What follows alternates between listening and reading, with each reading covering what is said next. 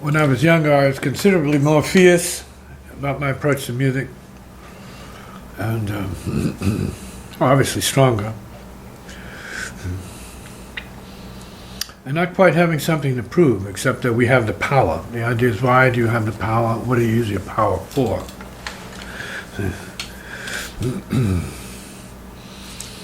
Earlier, it was to keep up with the more powerful players. And for some time now, it has been about converting that musical power into heart power, and establishing a tradition I'm calling and writing about, which is called the heart fire sound fact of the universe within each one of us. We're part of the universe. That means the ultimate exhalation of air, breath, and life and spirit. And it's up to us to know that completely, fully, and creatively as well.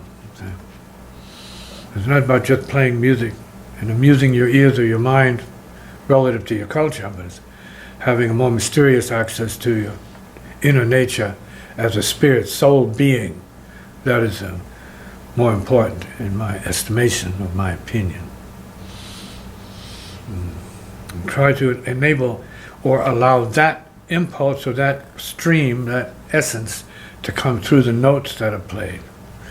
Not making too much a big deal about it, but trying to be true to what that is. Not just our minds, which is where most people play out of their intellectual understanding of harmony, melody, rhythm, and music in general. This is not quite that. This has much more open space to it, with all due respect to having a vast education in the general field of music and jazz. But that's part of the culturing apparatus that enables us to work and live and survive. But this is about the inner, which means your soulfulness, your heartfulness, your spiritual nature as such. More, say, subtle than just material and gross and physical. It's just more subtle than that. Not that those things are problems. That's the basis for what we do. But it's the subtle that we find to be much more in touch with the essence of our inner reality, say, the spiritual reality, the universal spiritual reality, not just traditional, national, or cultural realities, which are all bases for what I'm talking about. You start there, but you reach for the heavens within you, or in your mind and in your heart, and that is the higher part of this expression. Say, heart fire sound. First the heart feeling, and that more or less represents your fundamental goodness, your good-naturedness, and then the fire, the passion. See, the burning sensation to express the true you, not just the material you, the ego you, much deeper than that.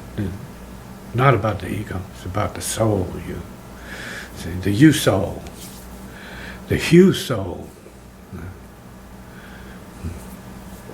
In the process of reaching for this, we're already going beyond our tendencies and programs, which are all about covering ourselves up, hiding from life, avoiding life. And this is about exposing ourselves to the true spiritual reality and nature of the universe.